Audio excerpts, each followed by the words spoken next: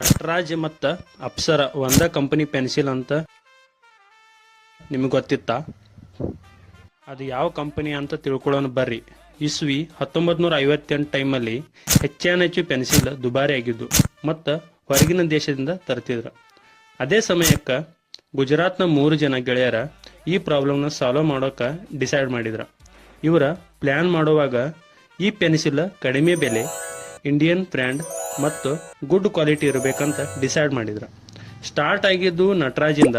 ಈಗಲೂ ನಟರಾಜ್ ಪೆನ್ಸಿಲ್ ದೇಶದ number 1 pencil ಆಗಿ ಆದ್ರೆ ಇಲ್ಲೊಂದು ಸಮಸ್ಯೆ ಇತ್ತು. ಅದೇನಂದ್ರೆ ಈ ಪೆನ್ಸಿಲ್ ಭಾಳ ಚೀಪ್ ಅನ್ಸಾಕತ್ತ ಮತ್ತು ಬ್ರ್ಯಾಂಡೆಡ್ ಅನಿಸ್ಲಿಲ್ಲ. ಅದಕ್ಕೆ ಈ ಕಂಪನಿ ಮತ್ತೊಂದು ಪ್ರಾಡಕ್ಟ್ ಬಿಡುತ್ತ, ಅದ ಅಪ್ಸರ.